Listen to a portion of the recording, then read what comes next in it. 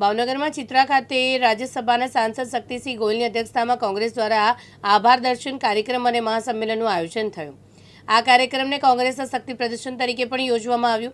સાથે જ વર્ષ 2027ની વિધાનસભા ચૂંટણીની તૈયારીનો પ્રારંભ પણ કાર્યક્રમથી કરવામાં આવ્યો। તાજેતરમાં પૂર્ણ થયેલી સ્થાનિક સ્વરાજ્યની ચૂંટણીમાં ભાવનગર મહાનગરપાલિકા, જિલ્લા પંચાયત અને નગરપાલિકાની ચૂંટણીમાં કોંગ્રેસમાંથી લડેલા, જીતેલા અને હારેલા તમામ ઉમેદવારો માટે આભાર દર્શન કાર્યક્રમ યોજાયો હતો।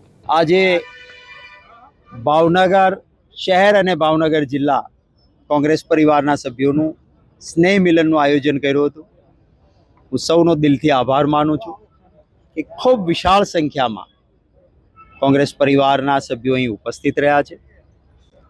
ખાસ કરીને સ્થાનિક સ્વરાજની ચૂંટણીઓમાં અપેક્ષા મુજબના પરિણામો નહીં, પરંતુ અતિશય અપેક્ષાથી વિરુદ્ધ પરિણામો આવ્યા બાદ કોંગ્રેસના કાર્યકર્તાઓ માટે માત્ર ચૂંટણી લડીને જીતી જવું એ જ નહીં, સત્તાની માટે જ સંઘર્ષ નહીં, સેવાની સાધના સાથે કામ કરતા રહેવાનો સંદેશ અહીંથી એક ઊભો થયો છે।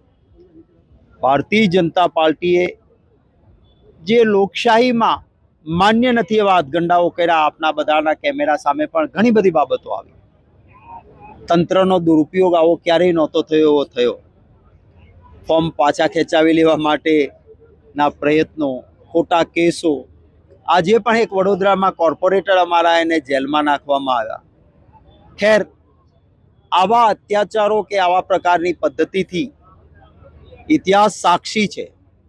અંગ્રેજો પણ આવું જ કરતા હતા, એનું શાસન સલામત ન રહ્યું, ના કંસનું શાસન સલામત રહ્યું।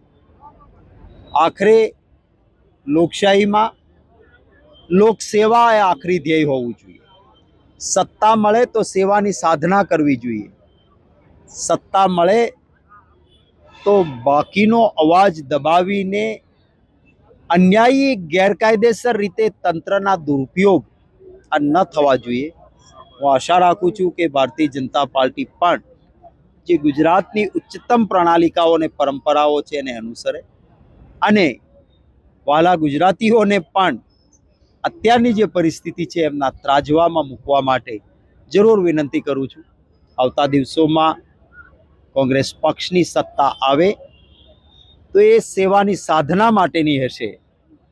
જે આજે સામાન્ય ગુજરાતીની તકલીફો છે, મોંઘવારી, બેરોજગારી, ખેડૂત પરેશાન, કાયદો અને વ્યવસ્થા સંપૂર્ણ પડી ભાંગી, અનેક પ્રકારે સામાન્ય ગુજરાતી તકલીફમાં, નીટ હોય તો એનું પેપર ફૂટે, ફિક્સ પગારનો કર્મચારી દુખી, કોન્ટ્રાક્ટ પદ્ધતિથી યુવાનોનું શોષણ, આ મુદ્દાઓ છે। અમે માત્ર નકારાત્મક નહીં, એક સકારાત્મક રાજનીતિના ભાગરૂપે એક પોઝિટિવ એજન્ડા સાથે આવતા દિવસોમાં આગળ વધીશું। વિપુલ બારડ, દિવ્યાંગ ન્યૂઝ, ભાવનગર।